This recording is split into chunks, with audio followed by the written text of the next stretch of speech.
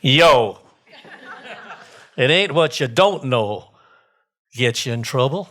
It's what you know for sure that just ain't so. What was Mark Twain thinking when he wrote that? What was he thinking? It sort of makes sense, but what the heck does it mean? So,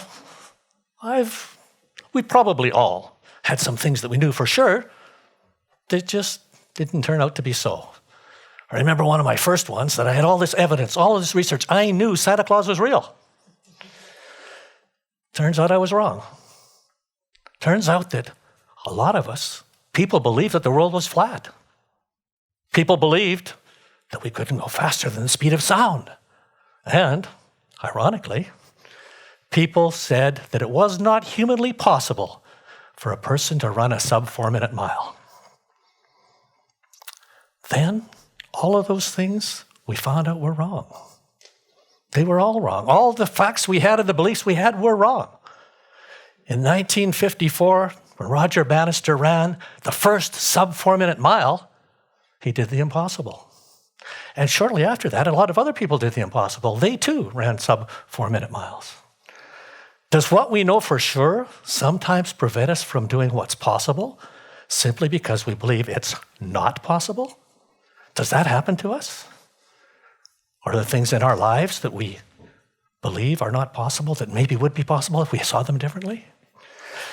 Now, we live in a society where we proudly celebrate our multiculturalism and our pluralism.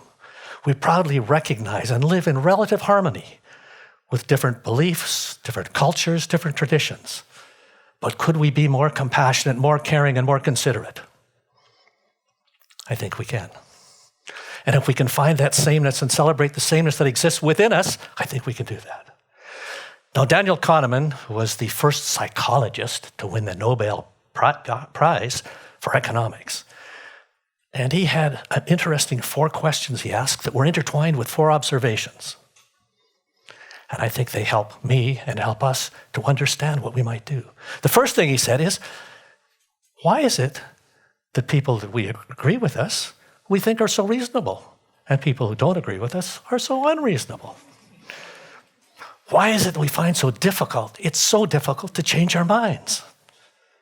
Why is it that the same information leads people to different conclusions?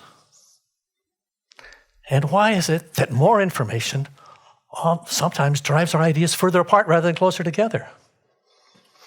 Now, Kahneman had a research partner by the name of Amos Tversky who taught at Stanford University. And he tells the story of the most logical, rational economist he'd ever met. And this economist drove an old, decrepit, ugly car, and they used to give him a bad time at every staff meeting. When are you going to get a new car? When are you going to get a new car? That's an ugly car. And so he proudly announced at one staff meeting that he'd made up his mind he was going to buy the best car that existed.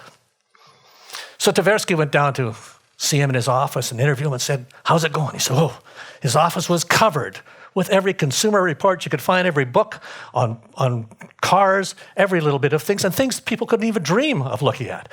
And he researched those over and over again. Tversky was going off for the summer, so went in one last time and said, have you made up your mind yet? He said, yep, I've made up my mind. I'm buying a Volvo. Tversky said, great. Off he went for the summer. He came back at the end of the summer holidays, went and said, hey, how's the Volvo working? I said, I didn't buy one. My brother-in-law bought one, and it was nothing but trouble. So here's the best rational, logical person working his way through this, and he makes an emotional decision. Why is that? Why is it? Is it possible the way that we feel and connect with people is more important than what we think and talk about? Is it possible that we have that visceral connectedness in terms of our decision-making processes? I used to sit in the provincial legislature in Victoria, and now I sit at the Parliament buildings in Ottawa. And I used to believe that we could have reasonable discussions, we'd come to conclusions, and we could get to an agreement. Boy, was I wrong. It seems that we just interpret information consistent with what we already believe. We have this set of assumptions and beliefs that we use as a filter for every bit of information that comes along. And we believe that because the other parties are unreasonable, that they must be wrong, just as they believe that we're unreasonable and must also be wrong. So the chance of us coming together and having some good positive discussion and coming to conclusions in matters particularly of poignant political import, that just doesn't happen. It just doesn't happen. Now, researchers in the United States have said that there are three processes we go through. Since the beginning of time, all humans have gone through this. Firstly, we form into groups. We form into groups to protect ourselves, to do the things we need to do, to support our being. As soon as we do that, we oppose other groups. And as soon as we oppose other groups, to protect ourselves, we blind ourselves from the truth. So we become rabid BC Lions fans, and we hate the Saskatchewan Roughriders. And then there can be no reasonable conversation about either one of them because we're blinded from the truth. We join political parties. We oppose other political parties, and we blind ourselves from the truth. How could there be that connectedness? How can that start to happen?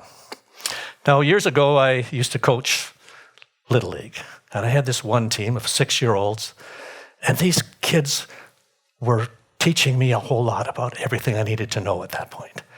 And it was really apparent that it wasn't about baseball initially, it was about a connection. How do we make a connection with them? How do we get to understand each other, support each other? And so we used to start with things that were fun, things that didn't demonstrate our differences in terms of athletic skills. So we would start with all of the players lined up at home plate, and we'd give a baseball to one of them. And he'd run around all the bases and hand it to the next one, and they'd go around. Then we played bowling, baseball, not high skill things. We had a little boy on the team by the name of Timmy. Timmy was a little smaller than the other kids. And he appeared out of sorts. He only appeared to be there because his parents wanted him to be there.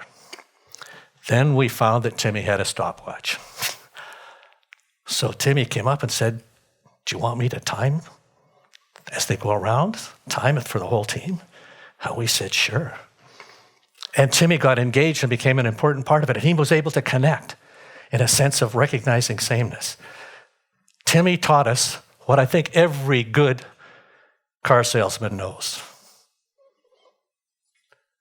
You've got to sell yourself before you can sell a car. There's got to be that type of connection, that type of understanding before we can move forward and being able to tie together connections in meaningful ways. About a year ago, I spoke at a World Health Organization conference. And the conference was on violence. So I gave my little talk, and I was approached after that by a gentleman who said, "What's wrong with governments? Here's the obvious thing you should be doing to reduce violence, to make our communities safer. Obviously, you should use the risk needs analysis and everything will be better." A little while later, 2 forensic nurses came to me and said, "Hey, our research tells us here's what you should be doing to make our streets safer." And then an American who had done an analysis of all of the research said, "Here's the answer. Here's what you need to do to make our streets safer and different and better." It didn't seem that any of them knew what all the car salespersons knew, that you have to connect before evidence becomes meaningful. It seems that governments, that you and I, don't trust research or evidence until we can find a social meaning that connects that evidence with our values, our group values, our culture. When that's made, then we become a little more amenable to listening to evidence, to listening to research, to looking at things a little bit differently. But it doesn't always work. As that legendary baseball player Yogi Berra once said, "There are some people, if they don't already know, you just can't tell them." Now, sometimes I wonder if I'm one of those people. What do I know? And what are some of the things that I know that don't allow me to connect, to understand, to reflect where other people are? One of the ways of understanding and connecting is looking at around the world. And it seems that around the world, most people care about many of the same things. Most cultures, values, traditions have a lot of commonality. What was happening? So we celebrate that. We celebrate the fact we have different traditions, different cultures, different belief systems. What would happen if we added sameness to the things we celebrate? What would happen if we started celebrating the sameness that we have and have a celebration of that tied with those other things? Now, I'm not saying that we're not different. And I'm not saying we shouldn't respect our differences. And in fact, I'm not saying we shouldn't celebrate our differences. But what I am saying is, let's see if we can find within ourselves the little bits of other people out there that we identify with, because there is something in every culture and every belief that we can identify with that can make a difference in terms of our understanding of the world and how we relate to and work within the world. What is your sense of hope? What is your sense of hope for yourself, for our community, for our country, for our world? Now, Václav Havel once said, hope is not the definitive notion that something is going to turn out the way you want it to. He said, hope is the certainty that you've done everything you can independent of how it turns out. Hope is that commitment that we've got the value statements that we need to make that tie together with the actions that we want so that hopefully we can affect and make some type of changes in our world. And each one of us can do that. Each one of us can have that personal connectedness. Do we believe some things that aren't true? Do you believe some things that are not true, that are maybe inhibiting our ability to connect with people, to connect with our world, to make our world a safer, more compassionate, more caring world? Can we do that in our families, in our communities? Can we find ways that we can identify with them, with each other, that we can have values that connect us in meaningful ways, in visceral ways, in emotive ways, not just talking about the words that make that difference, but talking about the connections that start to happen with that. I think we can do that. I think we can change some of the things we look at and understand. So if we can have the wisdom of the car salesperson, if we can have the understanding of so many Little League coaches, if we can actually relate to others through a sense of sameness, a sense of connection, a sense of commitment and caring, then I think we can make a difference. Each one of you can make a difference. All of us can make a difference if we take a value statement that allows us to, even with those people we find really difficult, to find that there's something common, something that connects us in some meaningful way. Because I think those are the routes to which we are going to have a more passionate and caring community, a more passionate and caring and compassionate world. And each of us can do something about that. So let us not forget that there are differences. Let us recognize those differences. But let's also celebrate the power of sameness, the power of sameness, the power of the connections that we all have throughout the world. Wherever we go in the world, people care about the same things. They care about family. They care about community. They care about each other. They care about wanting to get ahead in the world, whether it's getting ahead emotionally or physically or spiritually. But how can I feel better about myself and my world? Everywhere we go, people have those convictions, those directions, those things they want to have happen. And we need to start recognizing those if we're going to have a world in the future that we want to have for our children and our grandchildren. But it starts here. It starts here. It starts here with us. It starts here in our community. Martin Luther King said, we start to stop living the moment we start to stop speaking up for things that matter. Let us not become silent on those things that matter. Let us be loud about those things that matter, because you matter, we all matter, and this sameness can connect us together in a way that matters, that can make a difference for our world. Thank you so much. Thank you.